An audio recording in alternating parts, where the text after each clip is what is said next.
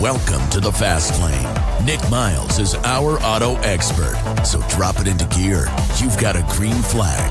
Here's Nik.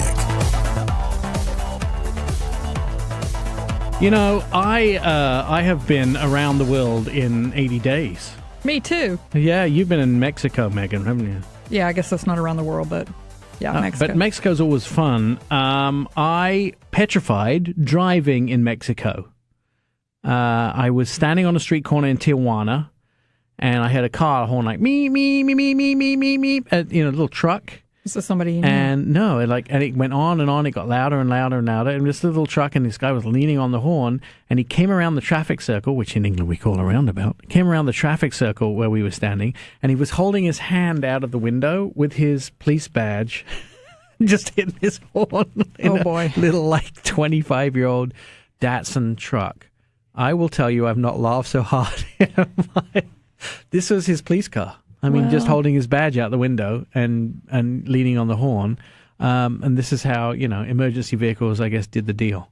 Yeah, over in Cancun, I didn't experience that. So, no? No. I noticed in Cancun, they have the small motorcycles. They're very, 650cc motorcycles. Mm-hmm. And they drive around with those. And they do, they sort of traffic control where they don't need to. Did you notice that? Like, they'll stand in the middle of the street directing traffic, and there's no traffic. No, I didn't really notice that. There's no problems. There's just no traffic. I mean, the area I was in, they've got a highway, so it's very easy to get around. It scares me a little bit sometimes, too. I was in Greece, driving in Greece. You've done the same thing. I've driven across Greece, yeah. Right, so slippery. The upper part of Greece, which is not very nice. I totally disagree. I really love Greece. Athens was beautiful. But we went some places where... All right, and the upper part of Greece and in the northern part of Greece, we were driving in this Range Rover Evoque down a sort of 2-lane highway, one side and one the other, and this little black Fiat was on the wrong side of the road coming towards us. Quite often you're like, okay, well, they're just overtaking someone, they'll get in the lane. We're getting closer and closer, and she's still, and it's just because I noticed that when I got up to her, she's oncoming. And she's not getting over. So she's from somewhere where she's driving on the right side. Well, no, she was a local lady, had a Greek license plate, and she's getting closer and closer. And I could see they wouldn't let her back in. Like the guys had closed the gap and wouldn't let this person back in. And I got up to, and at this point, my drive partner was Roman Micah from the Fast Lane car, and he's like, oh, dude, and I'm like, I'm slowing down, I'm going, get down from about 80, 90 kilometers an hour down to 50, down to 35, and she's in like 150. It's a nun. It's this little old nun coming towards me in a little black Fiat, like, I'll get over sometime. That's funny. That was my come to Jesus moment. It scared me. Our toughest part about driving around Greece, we drove around Halkidiki and then up to Thessaloniki. So we had this 2-cylinder car. So if I had to get up a hill, forget it. I had to just figure out a different way. It's a good thing your kids are little. Like they're not, big, beefy, 6 foot tall, 300-pound kids. Well, I went back and I complained. I'm like, look, there's something wrong with this car. Yeah, they said we can't get up a hill. Welcome to Greece. And they were like, this isn't America. Get real, lady. I was like, okay. And it was just the way the cars were, these little 2-cylinder cars. Yeah, they're just tiny. I don't think we've ever had a 2-cylinder car in America. Well, we may have done, but not in the last 30 years. 3-cylinder cars were kind of the Ford Focus, the little 3-cylinder one. What was the G4? G4 wasn't a 2-cylinder? Pretty sure the G4 was 2-cylinder. I don't know. Yeah. And I've never driven a 2-cylinder car. Isn't that a lawnmower? That's 2-stroke. Two-stroke. I thought maybe they were making it up. I'm like, what? A 2-cylinder car? No, 3-cylinders was a bit dodgy because they're 3-cylinders are uneven. They're unbalanced. Isn't that the i8? BMW i8 has a 3-cylinder, everything. Yeah, but they have, it's weighted off, and plus it has the hybrid, so it doesn't. It sounds real nice. Well, 3-cylinders sound real nice. I have to tell you, that's not the real sound of the car. That i8. It's fake. My windows are down. My windows are down. It's fake. BMW have done a great job of making that car sound. It's the same engine as a Mini. So they're pushing. They have speakers on the outside of the car. No, they let me just say the sound on the outside is not. Oh, I've heard one fly by. It's not the natural sound. So how are they doing it? They're pumping. I music think it's through it? done with a bunch of. No, I don't think it's electronic on the outside. But What it's are been these a bunch theories? of tubes. Are these conspiracy theories? No. Okay. They told us it's not. It's not. It's the same engine in the i8 as the He's Mini. just making stuff up. Don't get me wrong. It does sound great. It drives great. It's an amazing car. But I thought it sounded, for a 3-cylinder engine cannot sound that great on its own.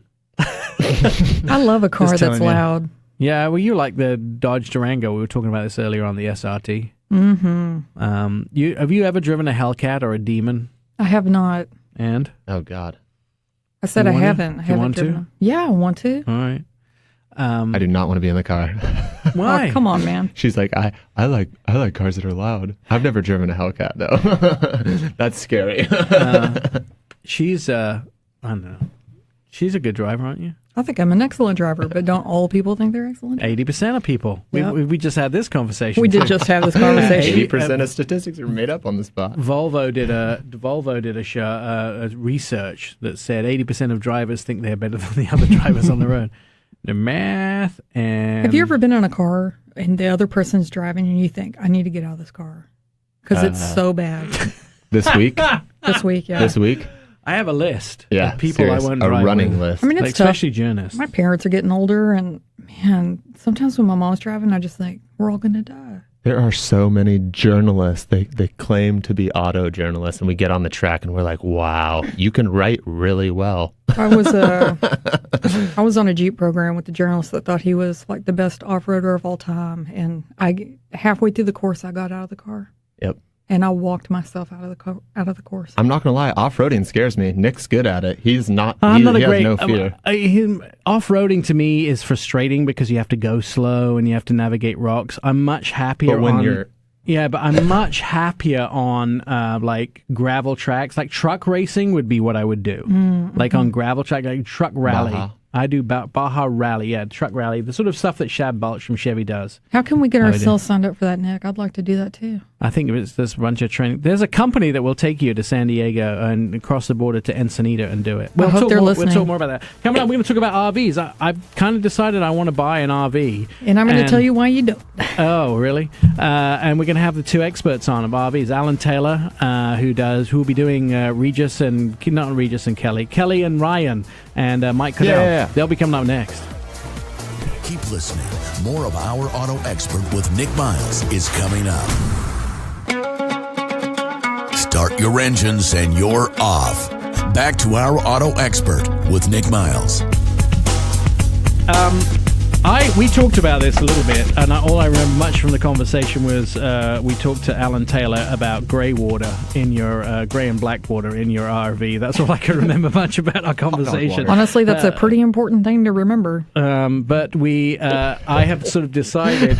I've decided that I wanted to buy an RV because my accountant's telling me that the interest is 100% tax deductible.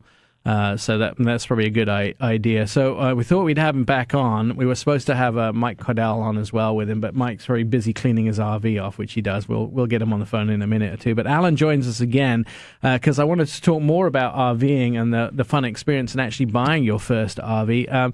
Alan, you're getting ready for the New York Auto Show in which you'll do Kelly and Ryan. It's Ryan again, isn't it? Ryan Seacrest, right? He's still the co-host. Let's clarify. I will not be doing anybody. I will be on the show live with Kelly. Good for you. On ABC, yes. Live on ABC for the whole week, revealing cars. You don't need to clarify every time you're on. You're starting to sound defensive. It makes me. I just have a dirty mind. I guess. All right, so you'll be doing the show. What are you going to be showing? I could tell you, but I'd have to kill the entire show. What does that do? Is there anything? Is it all secret then? It's all secret. The cars you'll have them Ryan. I see this is a setup. You're trying to get me to lose my job because you want it. No, I don't. Honestly, no. Alan, I promise you right now, that is Alan Taylor all over that job. And it would never be the same. Like, they wheel you out in a wheelchair in 30 years' time, it'll still be an Alan Taylor gig. You're funny. Well, I can tell you this much. They break it down into 5 categories, like, family cars, green cars, newest SUVs, most sexy car, whatever. And then, funny enough, the cars sometimes actually fit across 2 or 3 categories. So, it boils down to this: a week of unveiling brand new vehicles from the New York Auto Show live on ABC, which is really fun. It's my 20th year, Nick. 20 years. I can't believe it. So you started when you were 12. We should just clarify that. Yeah, no, I had black hair, and now I have white hair. So 20 years. Terrible. Yeah, you were all of your kids born when you first started that? Yeah, actually, my oldest is 31, just had a baby. My youngest is 20. So I think, matter of fact, they were all little kids, but it's been a fun run, just like you. I mean, I see you on TV all over the place. By the way, congratulations. You have thanks, killed it. And truthfully, I remember when I heard about what you and Mike Caudell were going to do, and I thought, my auto expert, our auto, what is that crap? You guys, but here's the deal. You guys are auto experts. I love it. I mean, I feel like every time you're on the radio or on television or Mike on Fox and Friends, I'm like, oh my God, I got to get my game up. You know what's funny? Well, you're already at the top. We look up to you. We all aspire to be Alan Taylor because you obviously have ABC, you have Ryan and Kelly, you have the New York Auto Show Car Week. You know what's super interesting about this is the reason we came up with our auto expert as a name, Mike and I, was we were doing live TV from the auto show, and the stations were saying, here's our auto expert, on Fox Sports or Fox and Friends, brilliant. Nik Miles, Mike Caudell. And so we were like, we both looked at each other, and Mike Googley says, the website's available. So we bought it and ended up with our auto expert, and it spawned quite a huge company now, which is we're super excited about, although I hardly have time to even think now. There's so much going on, but ultimately, your congratulations are well received, and we wouldn't be anywhere without someone trailblazing the industry like you. So we need to thank you for making it easier for us. Right back at you, and I just Googled our RV expert, and I've just bought it. So I'll be your expert for RVs. What do you need to know? I need to know everything. So here's the deal.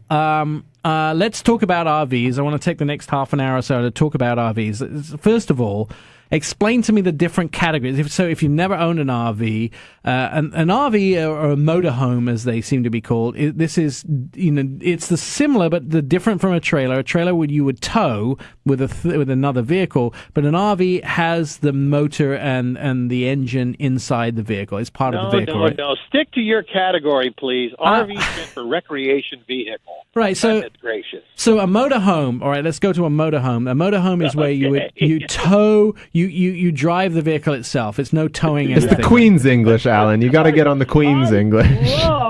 I love that he doesn't know all these categories. It's like, I love it. Well, I don't. This is like I could tell you about a bushing and a hydro bushing and what the difference are between them, but when it comes to recreational vehicles, I'm out to lunch.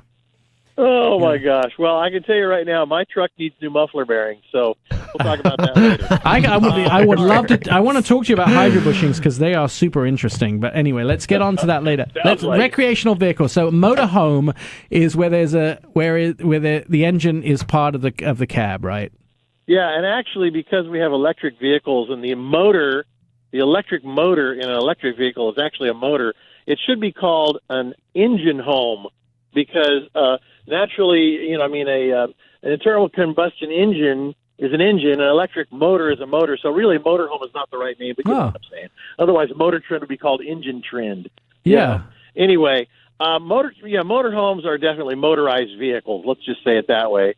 And there's so many different kinds these days because they make everything from a van, all the way up to a big diesel pusher, which I had a 45-footer. And so what does pusher mean? Tell me what pusher means. Well, come on, think about it. Engine in the back, it's pushing you down the road. But you're right. I get it because in my life, pusher is something completely different. Okay. Fun fact, I used to own an RV. Uh-oh, we're getting kicked out of the show.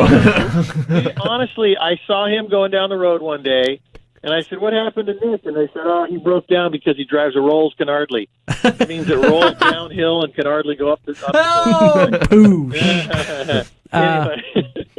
All right, so a pusher has the engine in the back as opposed to an engine in the front. All right. Correct. So the big diesel pusher motorhomes, or the engine is in the back, and yes, and here's the deal. those things, I mean, you can buy them, maybe $50,000 on up to $2 million. Yeah. The $50,000 ones you wouldn't want to touch because they're usually old and worn out, and these things go down the road and rattle themselves apart after a while. Right. But those are like land yachts. Let's call the big diesel pushers land yachts. Right. You can spend $2 million, even a little more than $2 million. I actually saw one motorhome that was a big diesel pusher motorhome that actually also converted into a big yacht that would actually go in the water. You can Google that one. I don't believe you. Goes Done. in the water. Yeah, Take my money. Oh my but God. here's the deal. There's so many different kinds of motorhomes that I always tell everybody, no matter what you think you want to buy, once you've done all your research and you've seen all your friends, different kinds, go out and rent one. Go to GoRVing.com, and they'll tell you where you can rent one and place near you, like a El Monte, or they have, there's all different kinds of RV rental places, but there's some big ones out there. But GoRVing.com is the best place. So but you could rent one and live in it for a couple of days, just so you can go, oh my God, this is not big enough, or oh my God, this is too big, whatever it might be. All right, so I have a quick question. Can I bring my dogs in a rental? Yeah, you have to ask them in advance. There may be a little extra fee for it, but most of the time, yes, because most people do travel with animals. yeah, but he's got a lot of dogs. Like I wonder five? how Like many 6'5"? dogs they would allow.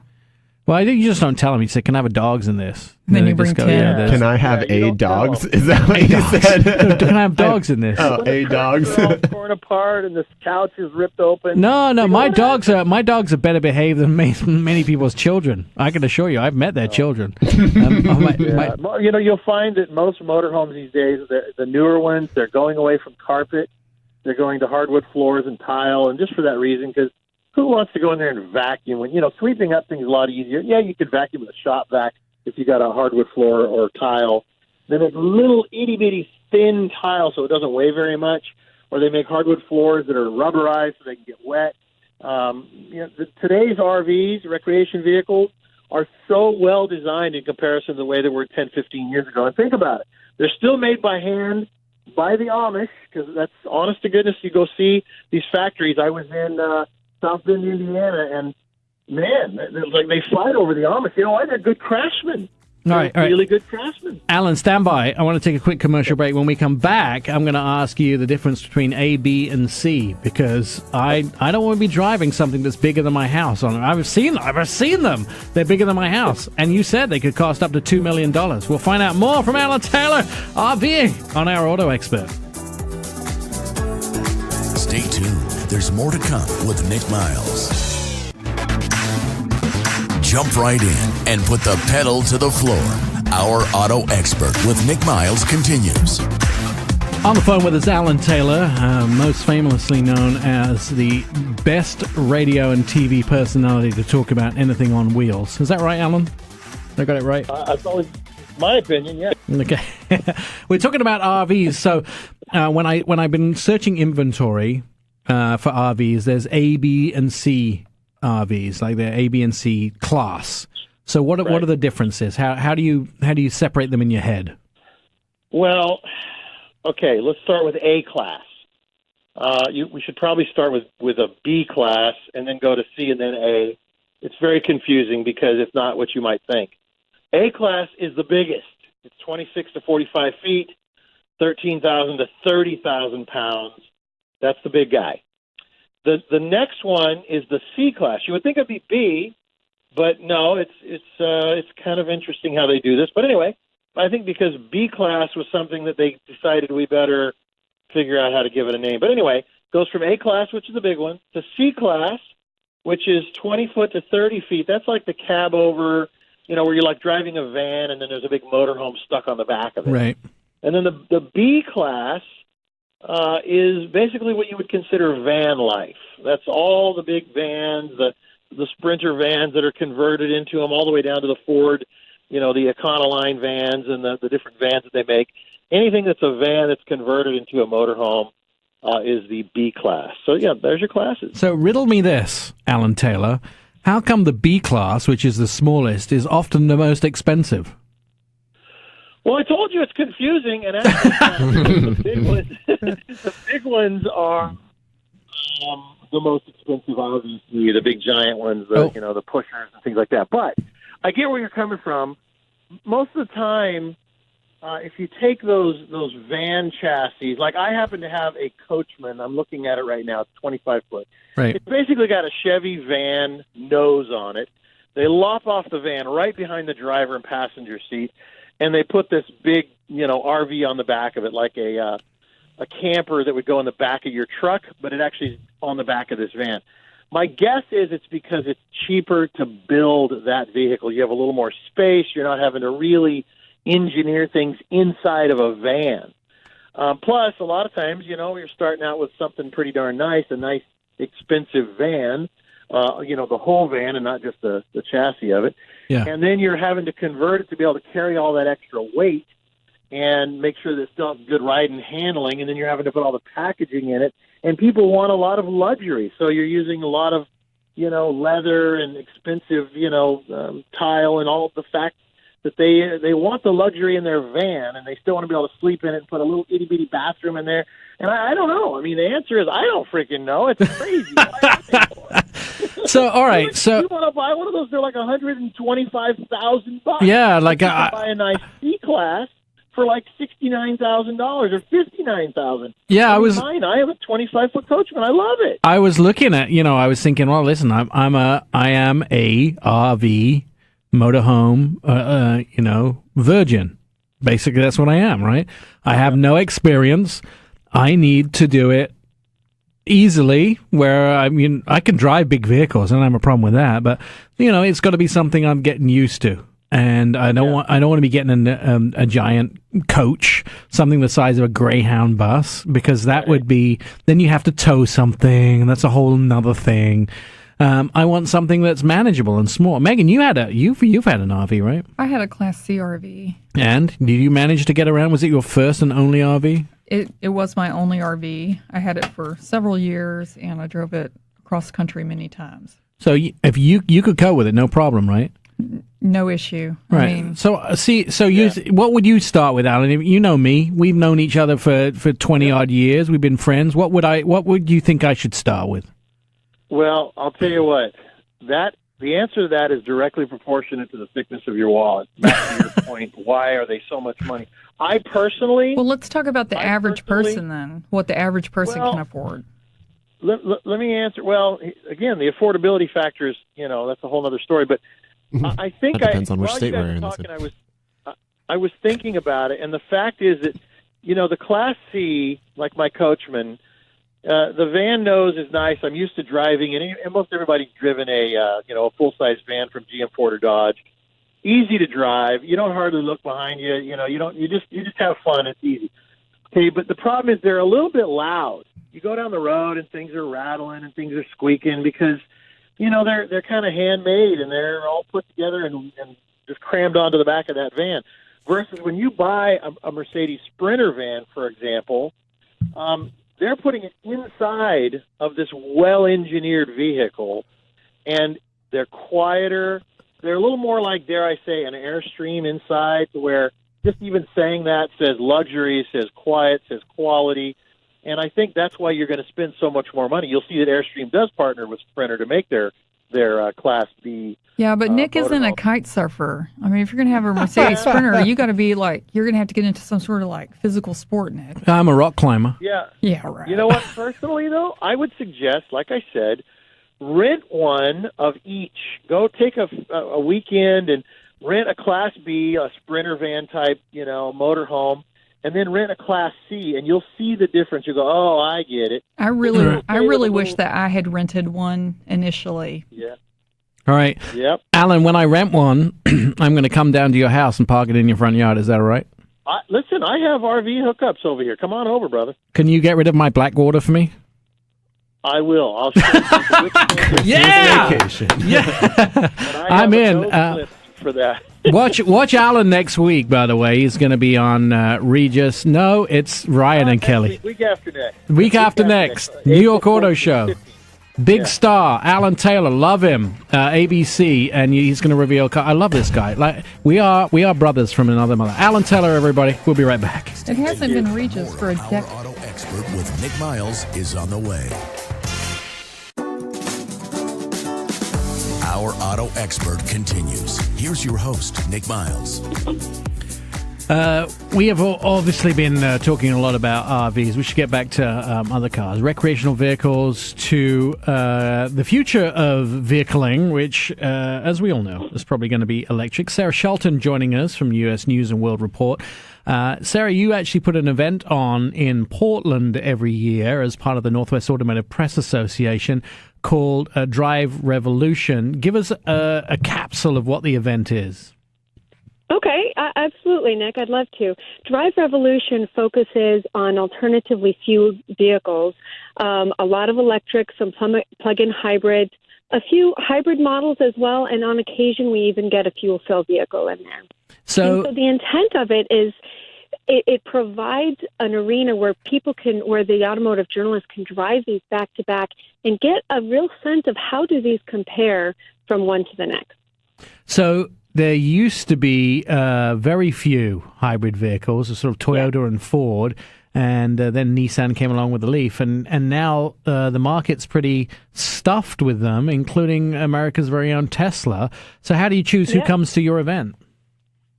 Well, one of the things that I try to always get is a vehicle that has some type of zero-emission mode, whether it's an all-electric vehicle or it's a plug-in hybrid. We try to prioritize those vehicles first. But having said that, we're also trying to give automakers a chance to share some of their newer technologies with us. So one example of this is a lot of vehicles now are integrating 48-volt hybrid systems into them. And there are some unusual vehicles, like the Jeep Wrangler, for example, now has a 48-volt system in it.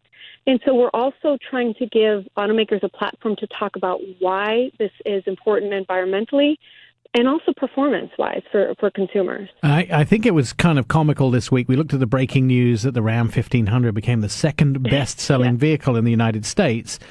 Finally, they've been gnawing at the heels of Chevrolet on the Silverado for years. It became the number 2, and then it also has a mild hybrid in the V6 version. That's and right. Technically, at the end of the year, that is going to be the best-selling hybrid in America, right?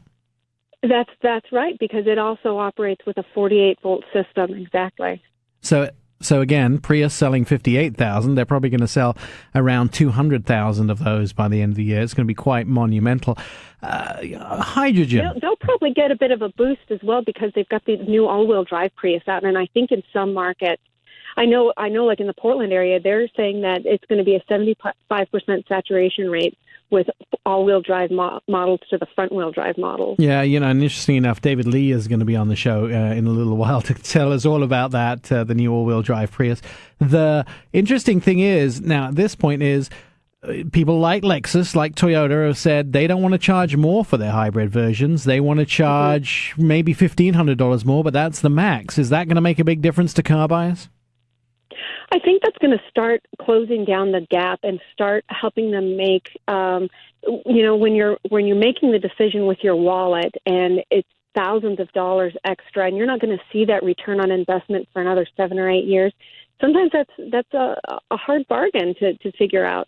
But as these prices are coming down, I think more consumers are going to start getting comfortable with going towards hybrids. So what about hydrogen, which are technically electric vehicles as well? It's just the electricity is created by the hydrogen. Is hydrogen still a possibility? Because I was excited that hydrogen was coming along and was going to give some sort of alternative way of driving vehicles. But there isn't the infrastructure. There's no places to refill your hydrogen vehicle unless you're in Southern California or maybe some selected areas. Is hydrogen a non-starter? I know that when you ask specific car makers like Toyota, they say, we're not ruling anything out right now. And so I think some automakers are still sort of experimenting. Does this work? What does the model look like? How are consumers responding to this?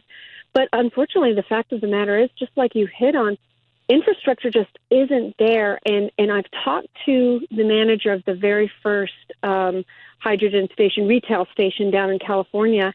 And, 6 months after opening, they were still encountering so many roadblocks that it's going to take probably some major legislative change and a lot of consumer change in order to start making that more of a reality in our economy today, I think. What are the most significant hydrogen vehicles that have shown their faces in the last 10 years? Because I think the Mirai is probably one of the only ones that we have seen that's, no, I guess that's not true. The Insight, I think the Honda had the Insight. The Honda Clarity has it. Oh, the Clarity. That's what I'm thinking of, the Clarity. And then Hyundai had one only on the East Coast. It never came as far as California. Was that was it the Tucson? I think? Oh, I thought the Tucson was in California. So, again, we could name those. That's 3. Can we name any others? Yeah. I mean, BMW tested hydrogen vehicles. I don't think they ever had one which was commercially available.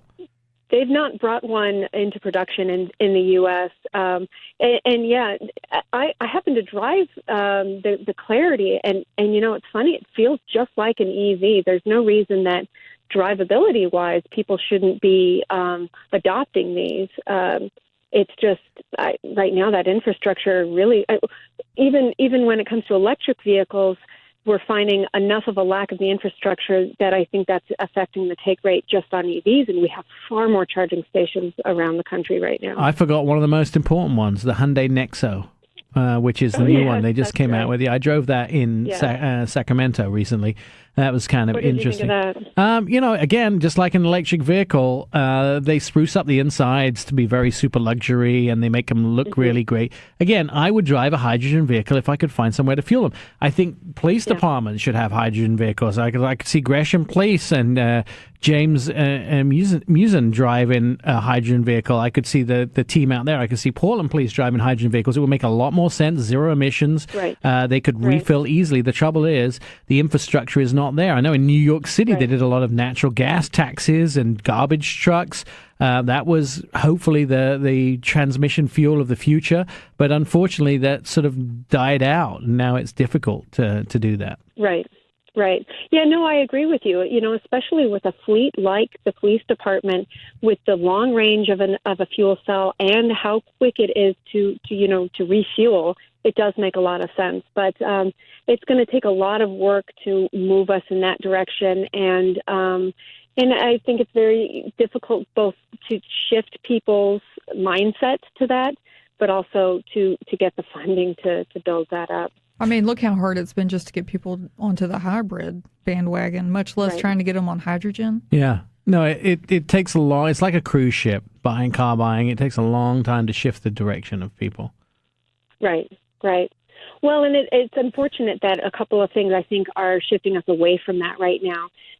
Low gas prices are great, but they're not helping the take rate when it comes to alternatively fueled vehicles.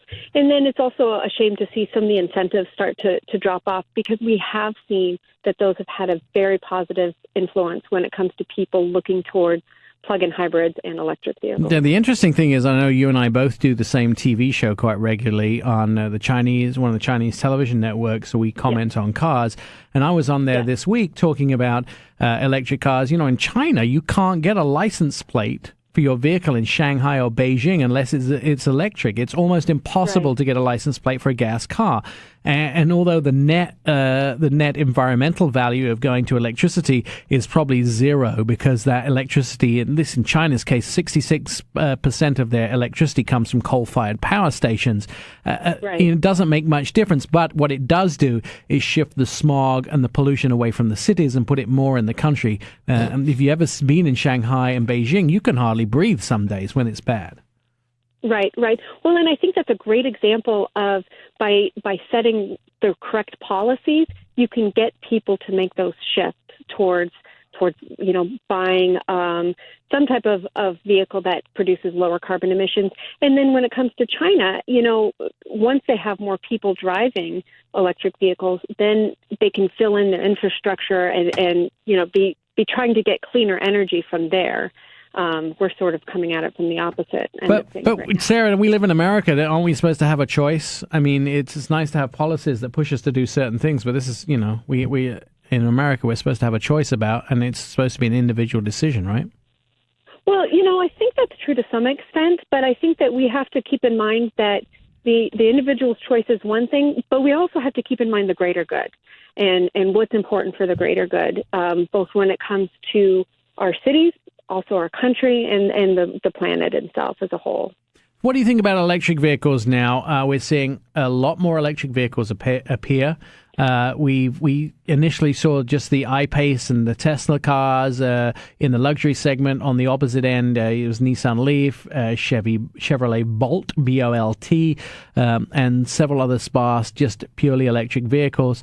It looks like this year there's going to be a bumper stock of new electric vehicles appearing. You're going to see the Audi e-tron. You're going to see the Mercedes-Benz MQC.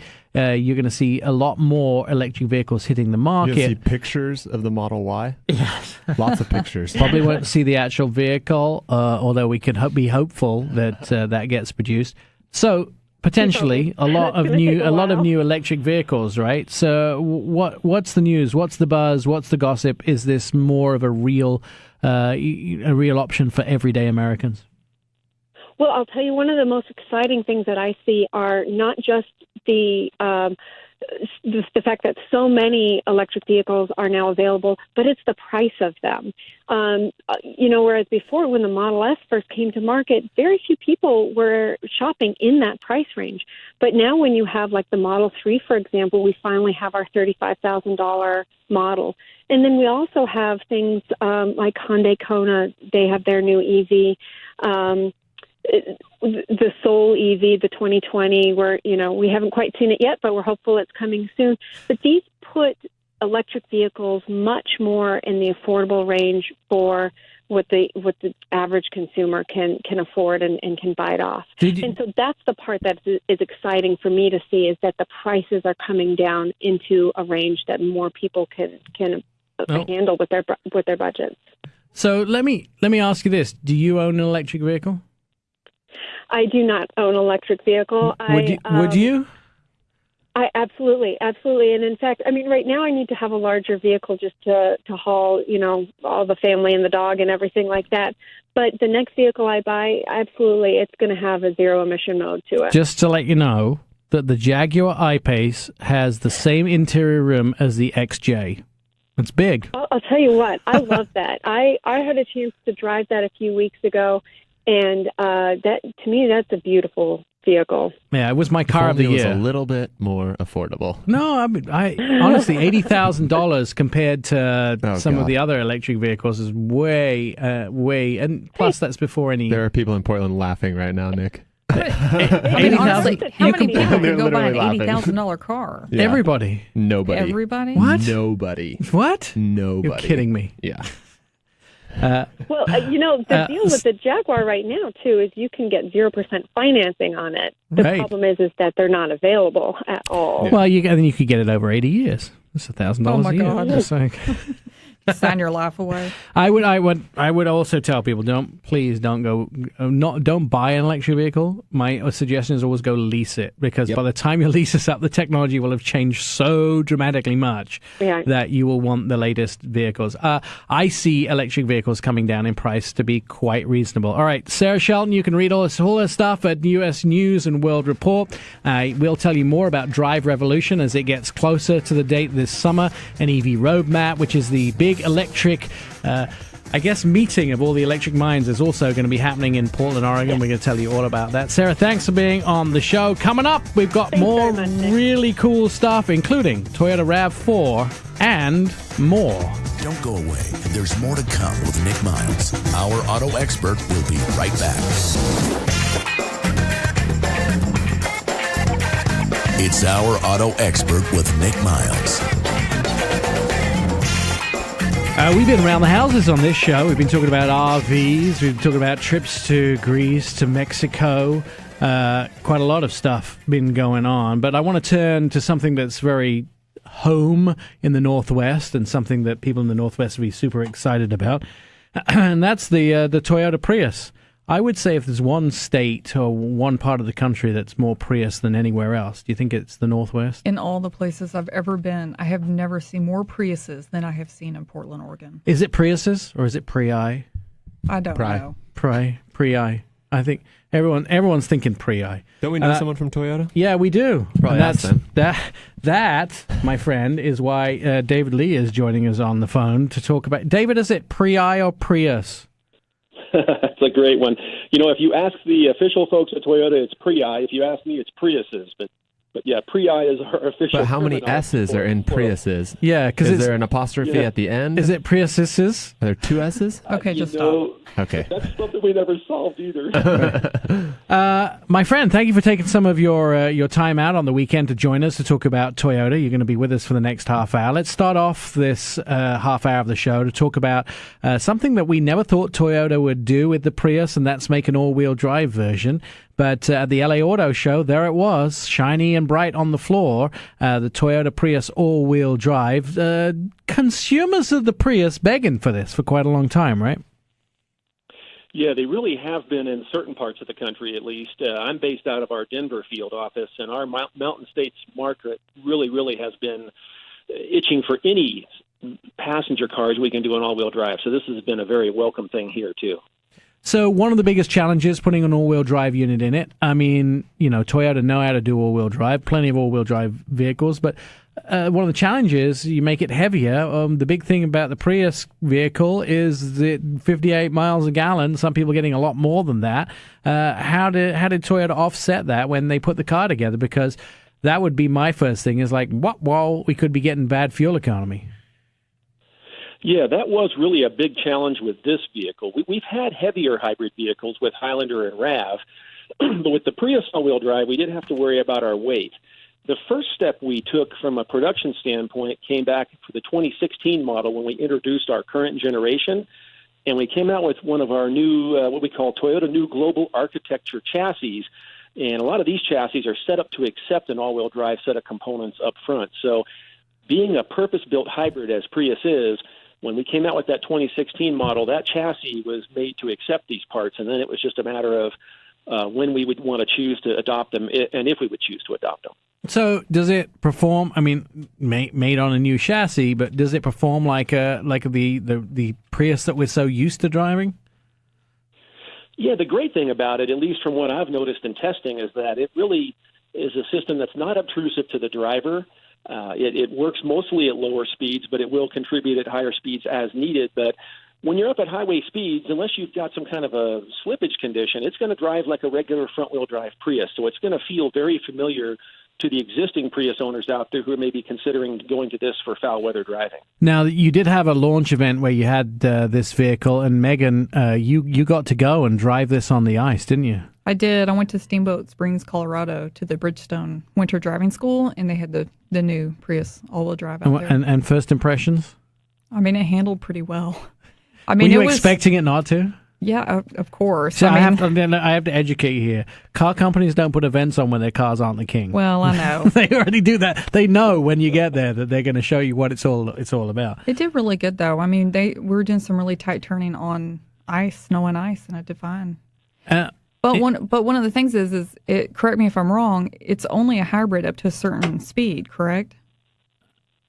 Yeah, Megan, that's a good point. I was actually there with you. I don't know if you remember, but I was part of that group. But yeah, it's a hybrid vehicle all the time. It's gas and electric, and it can operate just like the regular Prius on either gas only or electric only or a blend of both. But that all-wheel drive system does have speed limitations that it operates within. And real quickly, 0 to 6, it's in all-wheel drive mode. And between 6 and 43 miles an hour, it's in an on-demand mode where it will try to stay in front-wheel drive, but will give you all-wheel drive power as needed. You know, and that could be front wheel slippage or hard acceleration or a skid condition. Those type of things can cause it to then go into all-wheel drive mode. And then beyond 43 miles an hour, it's a front-wheel drive car. All right. So, and Megan, do you felt like there any other Prius that you've driven? Because Prius drivers love their Prius and they'd hate you to mess with it, right? They do love their Priuses. I'm sorry, what was the question? So did it have like? Hey, concentrate. I'm over here. Did it feel like the Prius that you've driven that was a 2-wheel drive or a front-wheel drive? It did at times, yeah.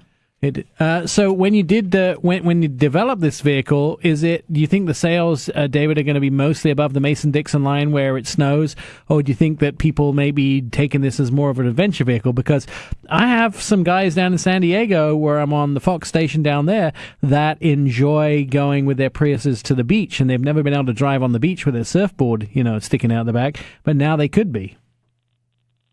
Yeah, my understanding is initially here we're looking to put out about 20 to 25% of the total volume in the U.S. as all-wheel drive models. But you're going to see us focus those cars, though, in the markets that we perceive them to be most effective. So, for example, in the six-state Denver region territory that I work in, we're looking at about a 40% all-wheel drive to 60% front-wheel drive breakdown. So I would say that it's very possible your friends in San Diego can get them. They'd want to consult their dealer and see what the availability is, but expect them to be more available in the snowier states. And just looking around the car inside and out, is there, apart from the all-wheel drive, and maybe badging, is there ways to define the regular Prius from the all-wheel drive Prius? Do they look different? Do they badge, they design differently? Yeah, Prius actually is going through a mid-cycle change this model year. So the all-wheel drive model participates in that. So all of them are going to see some new headlights and taillights and some new interior trim bits and some updates to some electronics. But visually from the exterior, best I can tell, and Megan, I don't know if you could tell, I don't know if we had a front-wheel drive one there, but the badging is going to be the key there. There's not another way to really see anything unless you put it on a lift. All right, let's talk a little bit about the pricing and fuel economy. So pricing and fuel economy of the vehicle when it comes to market. Well, I'll start with the fuel economy. You're going to, if you compare it to a light grade front-wheel drive model, you're going to lose 2 mpg across the board. Okay. City, highway, and combined. And that's about as good as we could get on that. And it is additional weight. And pricing? And pricing here, let me see. It starts at $25,380. All right. If you want to find out, $25,380. All right, David Lee, stand by. We're going to come back to you and talk about RAV4 next. Okay. More of Our Auto Expert with Nik Miles is on the way. Welcome to the Fast Lane. Our Auto Expert with Nik Miles continues. Bumper show today. We're covering everything. We didn't have a motorcycle segment. I guess we should do that.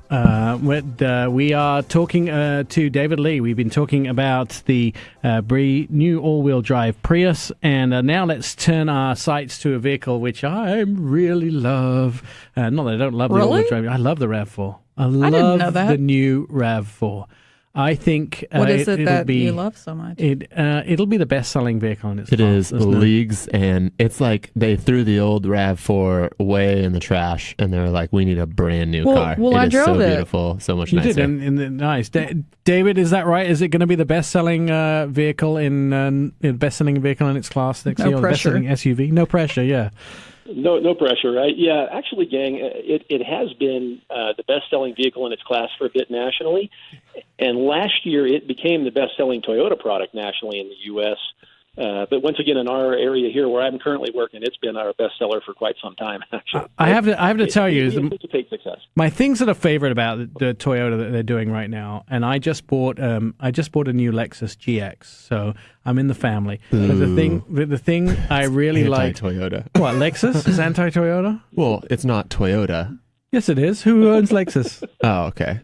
It's not Toyota, though. No. You know what I mean, David? David knows what I mean. No, it's upper class Toyota. So I like that. It's royalty.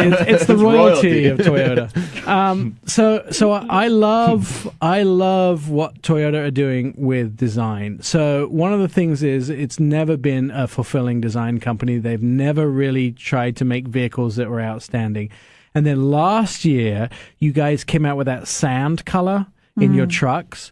I love that color. Quicksand, was it called? Yeah, desert sand, quicksand, something to that effect. Yeah. So I love that color. And then this year, as if they could do any more, you guys came out with that concrete gray color. And that blue. The gray blue. So you had the light blue in the light gray blue in the Tacoma that I had. And then that orange. That's what I have. Right? And the orange on the inside of the RAV4. So I had it in that concrete bluey color and then the orange on the interior. Oh, I want that car so badly. Have you seen the new blue that they have? Which is it's like that brand new bright blue. Yeah. That was on the Tacoma TRD, the right? Tundra and the Tacoma and the 4Runner. It's all well, there was a new color on the RAV4 that I drove out there, and I can't remember what it was called. It's kind of a greenish, frosted. Yeah, that's our lunar was it lunar something or other? Forgive me, colors is like the worst part of my expertise. I will tell you, like colors, you definitely that interior, the orange. A lot of times, so I really like the new Hyundai Kona, which I've been driving, and they came out with that lime twist, that bright lime color, like Ryan's headphones. Not that anybody can see that apart from me, but that sort of lime twist color. Who's Ryan? And then they came up with several other really bright colors, which I don't think I could have on a regular basis in my driveway. I like the look of these cars. I could see them on a showroom floor, but I'm not sure I'd want to open my kitchen blinds and see it every day. Like this lime, bright. But yet the new Toyota colors are subtle enough that they look really, really cool. And I could probably live in them on a day-to-day basis. So not that color is why people buy cars, maybe except for me, because I'm kind of weird. But people are buying the RAV4 just purely because of its capability, right? Yeah. Real quick, too, that color is lunar rock, Megan. That was the one that we were talking about. And, Nick, if you want that orange interior, you want to get yourself an adventure grade, because that is the one that has that orange trim. I love it. Yes, but for capabilities, really, that's where I think RAV has become a hit with the market. As the market has shifted away from passenger cars, we saw it overtake Camry at the end of 2018 in sales and outsold it by about 20,000 units. And we're seeing now that lead continue to expand. It really is about the right size, configurability of the interior, performance. As you said before, too, the previous generation did not have the acceleration and handling as the current vehicle. So you get a lot of that same good utility, but now you've got some performance, too, I think. I was seriously trying to find things wrong with it. Like when I had the car to test drive and we shot the video, I was trying to find things that were wrong with it, and it was hard. I mean, I really had to be picky. And to be honest with you, none of them would have stopped me buying it because I would buy it anyway. But it was hard to find anything that, the styling on the exterior is really great. The roominess, the seats are comfortable, the electronics, Safety Sense 2.0, right? This is the first SUV to get that? It's not our first SUV, but it is something now that's become prevalent. Wait a second, for 2.0... I'm trying to think if there's another one. I can't think. So it came in the Corolla hatchback and the Avalon first. Oh, no, the Corolla hatchback, not the Avalon. Nope. And then I think this is the second vehicle released since the Corolla hatchback. It is. I stand corrected. You're on that. Yes, it is our first SUV to have the 2.0 version of TSS. Yes, it is. Yeah. And you guys added a lot more stuff to it, right? The panoramic sunroof, the rear vented seats, heated steering wheel. A lot of... Yes, some new technology. I think much better driver visibility, frankly, just on the structure of the car. And then the cameras have been improved. The TSS 2.0 really helps. I can't wait. I get a car every 6 months. I have a summer and a winter car, and I'm going to get an XSE hybrid for this winter. I live up in the Rockies, and I'm going to take advantage. I would do, too, because I think, Megan, did you enjoy driving it on ice? I did, yeah. And did it stop well? It did. It stopped really well. I mean, it just handles really well. It's funny, though, because during the briefing that they gave us, he mentioned that you wouldn't necessarily have off-roaded last year's RAV4 Adventure, but this one you could. Right. I totally off-roaded the one last year, and it did fine. Did you tell Toyota when you borrowed it you were off-roading it? Don't tell us. Just kidding. And now, so what is the starting price of this? Because they're fairly reasonable if I looked at the base model. Yeah, if you go front wheel drive, they're down in the 20s, and then of course they go up as you go into all wheel drive and then into hybrids. But an LE front wheel driver starts at 25.5, and then they go up from there. They top out at about 40, just under. And that's pretty packed with all the latest technology. Yeah, we try to offer, when we have a popular product like this, we do it with Camry also, right? We'll offer a wide palette of standard equipment and features to offer it up to a lot of market segments. It's our intention to have a broad appeal here. What's the secret to Toyota? Because I purely bought my GX for the reason that I wanted it to last. I wanted to be able to start it every single time, and it wouldn't have an issue. I wanted to be able to sort of get in the garage after 6 months and you pile the dogs in the back and go to the dog park in the snow, and it would start every time. And that's something Toyota have been super, super famous for. We never suggest this, but you could almost go and not change your oil for 100,000 miles, and it would still start every time, right? Yeah, obviously, I from my seat, I can't assume that, but I can tell you this: our what we call quality, durability, reliability, or QDR, is probably our number one buyer motivation in most segments. Our car buyers look at it just kind of how you said it, Nick, where they want to be able to buy their passenger car and have it for a couple 100,000 miles and do nothing but maintenance. It's funny, though. You start getting into our truck owners like Tacoma and Tundra. The Tundra owner wants capability, towing and hauling and stuff with that reliability. But a Tacoma owner who's more of an adventuresome driver, they want their vehicle to get them there and back. And frankly, the number of miles they have on it is not that important. It's the factor that it will get there and back that's more important. So it changes. Yeah, and when I bought my vehicle, it had more miles on it than I was looking for a vehicle under a certain amount of miles because it wasn't brand new. And the dealer told me, well, I actually have one of these, and mine has 300,000 miles on it. So he said I wouldn't get too excited about it.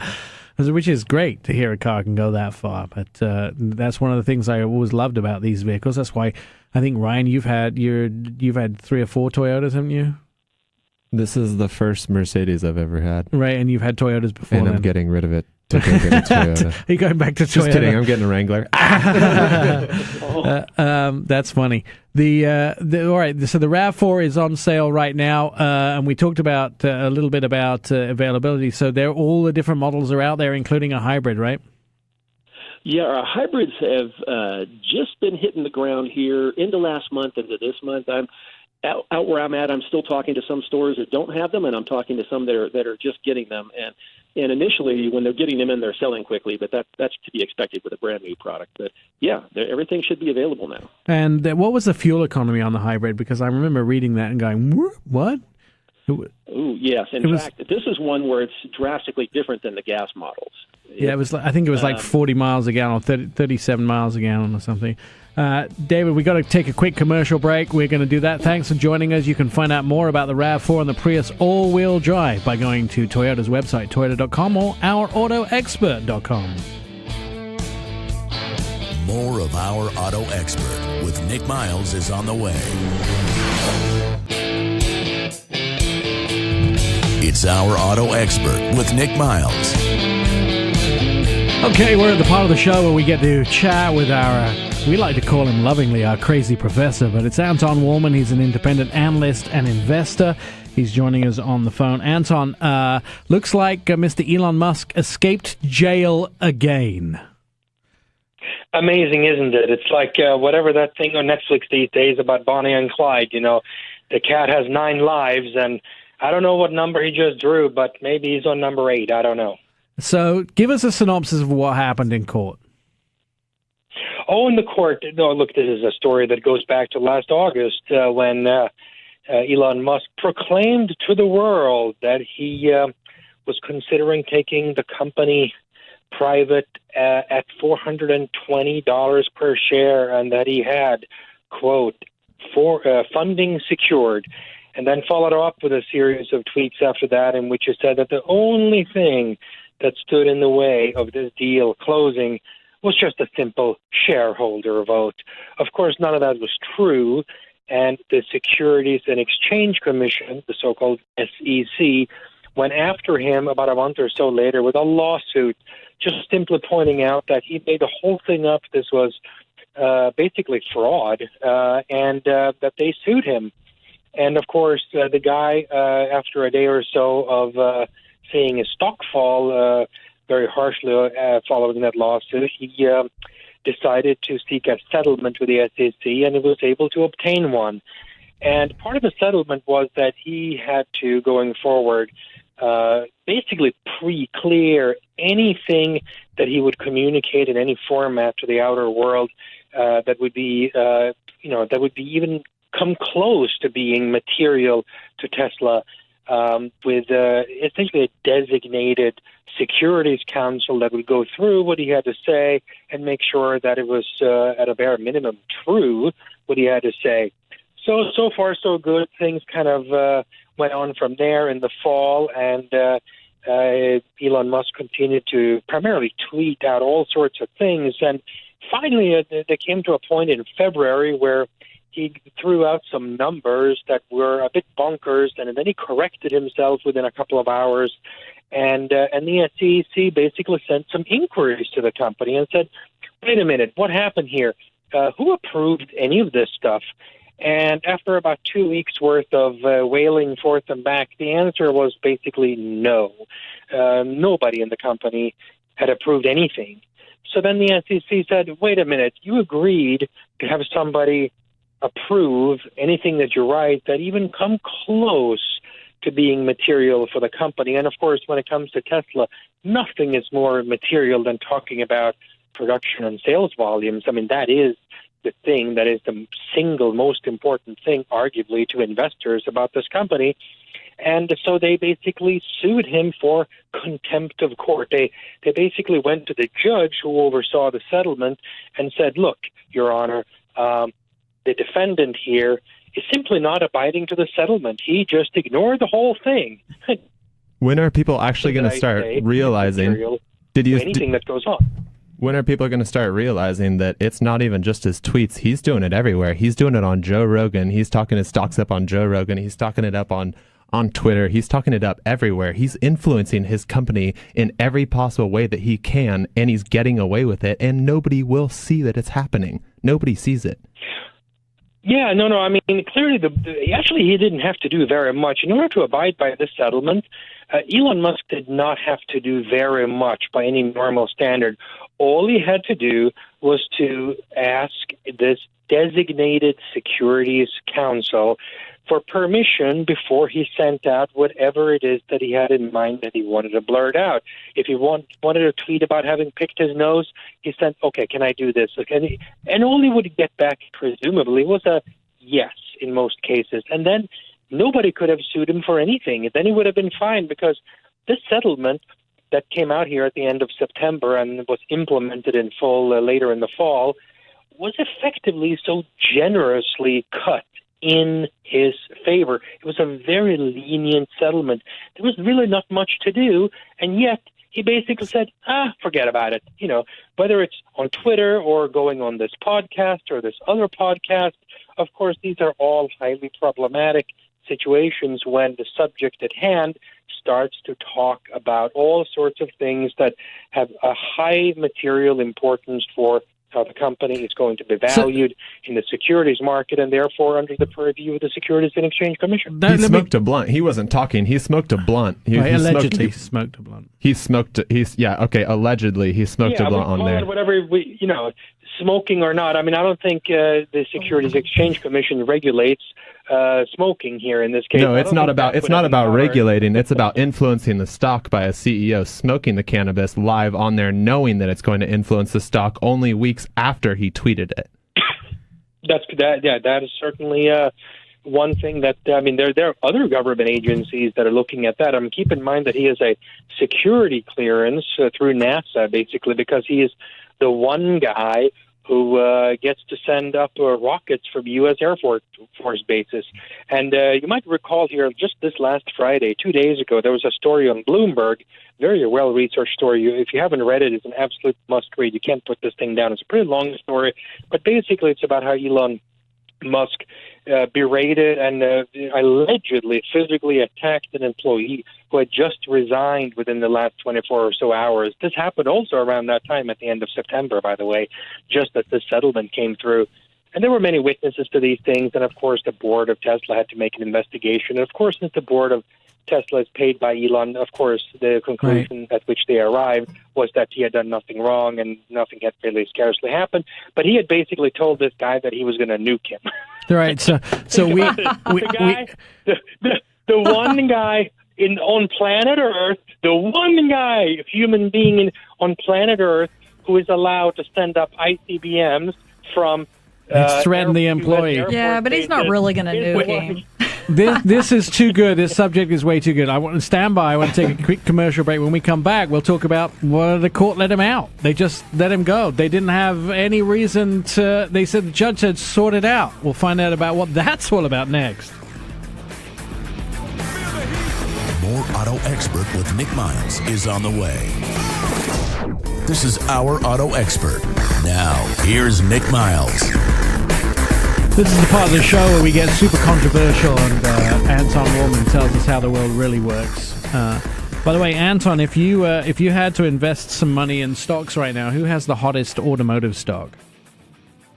Well, I'm very bearish on most of the automotive world right now. I think that fortunately the big three, the FCA, Ford, and GM, are at least valued as if they're almost going out of business. So, basically they're basically already down there, and certainly things could always go south from here. But I think there are some significant headwinds that are flying in the face of almost all the automakers right now, and most of them have to do with these very stringent emission targets that, particularly in Europe and China. I mean, Europe is the worst, arguably, but there they basically set these goals that are going to cost the automakers billions and billions to comply with. They either have to raise their prices on their cars by a lot, and you know what happens when you raise prices a lot? You sell fewer of them, of course, or they have to just cut into their profit margins otherwise by subsidizing the sale of cars that are too expensive to make. So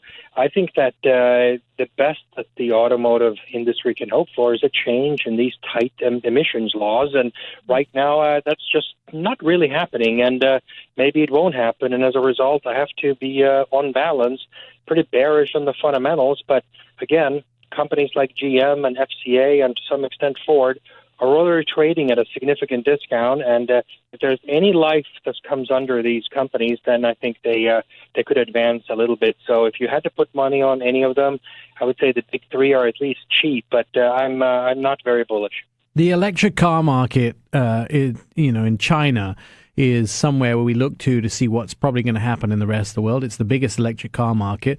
We talked about being almost unable to get a license plate in Shanghai or Beijing unless it's for an electric car. And the electric car industry is booming there, but China's repositioning itself. Yeah, so what's happening is that the federal subsidies in China are now going to be cut in half. I don't really know exactly when they take into effect, but word came about a couple or so weeks ago from the Chinese government that they're going to cut their federal subsidies by at least half.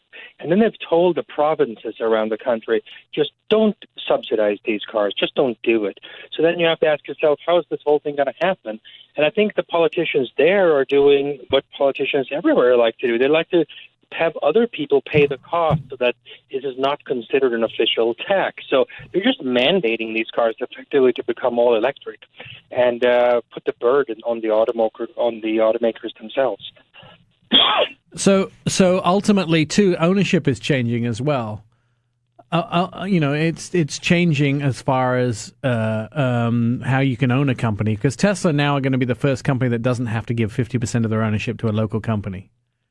Yeah, there's one other company, Nevs, which bought the old Saab. They are also solely owned, so they were the first. Tesla might be the second here. And then you have other regulations that are still a bit fuzzy. For example, do you still have to purchase your batteries from an approved Chinese company or not? That might be one requirement that's still there. And also, what is going to have to be your labeling of these cars? What's going to have to be your branding? Because if you look at Volkswagen was not allowed to use Volkswagen or Seat or Skoda as a name for their new all-electric cars that they're building in China.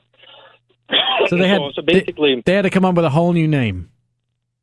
Yeah, they have to come up with a whole new name, and that is because the Chinese do not want to give Western companies an advantage by offering a name that is already known. Because, of course, the Chinese are like so many other people in newer rich countries. They're interested in these fancy old storied names from the West, be it Hermes or Mercedes, or it can be anything from French perfumes to luxury automobiles. And, of course, China domestically doesn't have any such fancy storied names that have been around for literally, in some cases, a couple of hundred years. So they want to put the Western companies at the same, bottom of the barrel footing as their own startups are, and that has been one limitation. So, until Tesla actually starts producing and selling their cars in China, which they've promised is going to start before the end of this year, amazingly enough, and we see what kind of brand comes out of it, we won't really know to what extent that they have been exempted from these things. And, all the signs, at least superficially, point to them having gotten an exemption from this, but nobody seems to be able to give an official word on this quite yet. And now at the same time, too, there's a lot of American companies who look to China for, 80% of their income from Buick has been coming out of China. 80% of their sales are in China now. And there's some companies are struggling now. VW's struggling, Hyundai's struggling. People are struggling in China to get a good foothold. That's right. I mean, there are so many things coming together here in the last, essentially the last 9 months or so. One of these things have been these trade tensions with increasing tariffs, and a lot of companies ranging from BMW to Jaguar Land Rover and many others have been caught in this thing. You just look at Hyundai and Kia and the Japanese automakers. They're all suffering in terms of Chinese sales. The other one is that there are so many Chinese new automotive startups now that are obviously far more cost effective than any of these other foreign companies. And then you have the cost of complying with the Chinese incentives. So there are headwinds upon headwinds upon headwinds that's facing anybody trying to do business selling cars in China. So I don't envy any of them. And these are all contributing reasons to why the stocks of almost all the automakers are facing such tremendous headwinds right now. All right, so how does this affect America apart from the stock price? Well, I mean, this is a reduced economic activity overall and reduced profits. It filters itself through the automakers and the auto parts makers into all aspects of society, right? I mean, if these companies do poorly, then we have a problem across the board. So the Chinese has less money to buy all sorts of other U.S. products. If you can't make as much money building and selling cars in China, then they might buy one fewer iPhone that comes back to Apple. And if Apple doesn't sell well, then there's some real estate developer in San Jose, California, which isn't doing well. And then the restaurants around that place. I mean, it just spills over from area to area. One of the things that's sort of been unbalancing and changing is the fact that China and America have had the tit-for-tat tariffs that have been going on, but it looks like meetings in Washington, D.C. may solve that in the next month. Yeah, well, we've heard optimistic claims, certainly from the U.S. side, for many months already, saying that, well, we have a glimmer of hope. We think that eventually we're going to solve them. But we've heard that so many times now that people are yawning when they hear it. So when people heard it again just a few days ago, people started, saying, well, I've heard this story before and whatever. But the Chinese came out within hours thereafter and I think for the first time really expressed some optimism directly from the Chinese side. And that's new in this whole thing. So if the Chinese are saying that we think we're getting close to a deal, then that's an important development. And I think everybody's hoping that within the next month or so that we'll be able to come to an agreement. But this is one of those cases where it's so hard to assess the probability of a final deal actually coming together because it can all hang on just one little thing that makes or breaks it. All right, let's turn our attention to electric cars. Mercedes-Benz are now offering drives of their new electric SUV. They're going to be test driving it this coming summer, for journalists to get an opportunity to drive it. That's a lot sooner than we thought it might be coming to market. Audi has had a few hiccups with their e-tron. It looks like that'll be coming maybe this summer. The war of electric cars hotting up in the United States. The new models are finally starting to be released. Yeah, I mean, I would see some of the canaries in the coal mines actually happening first in Europe. For example, the Audi e-tron went on sale now about 4 weeks ago in Europe, and it's going on sale here in the United States in about 4 weeks from now. And we see that the early sales numbers from Europe are that the Audi e-tron is now outselling the Tesla Model S and the Tesla Model X combined by very significant margins. Now, of course, there are a lot of things going on here. The initial sell-in may be aggravated in favor of the new entrant who has a pent-up demand. On the other hand, we don't know how many exact volumes are actually being manufactured. Audi has told everybody last September that they're going to be making 200 cars per day, but when are they making 200 cars now? Were they a few months ago? Will they a few months into the future?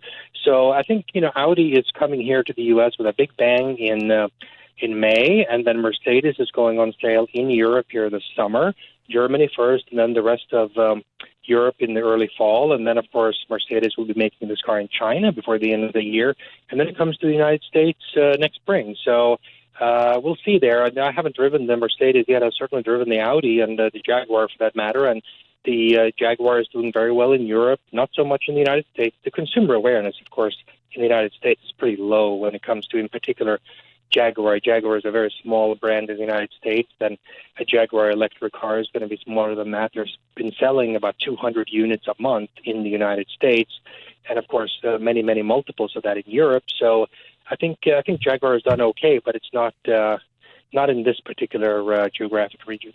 Talking about cars on sale, Tesla failing to meet their projected sales, projected sales, I guess, or projected production. That's right. That was the big news this week. Tesla reported on Wednesday evening that they had missed their March quarter unit sales number materially. They sold about 91,000 cars last quarter in December. 91,000, and now it fell to 63 this quarter. So from 93,000 a quarter to 63,000. That's a very big miss, and that's going to cause a lot of problems because, of course, the company is living on a thin red line economically, and we'll see here in about a month when they report actual financial results what implications this will have had. So, of course, during the quarter, Tesla started exporting the Model 3 for the first time to most of Western Europe as well as to China. And, of course, that was the big winner in the quarter, but the U.S. sales was down. If you back out what the numbers were, you'll find that Tesla's U.S. sales were actually down by 61% this quarter.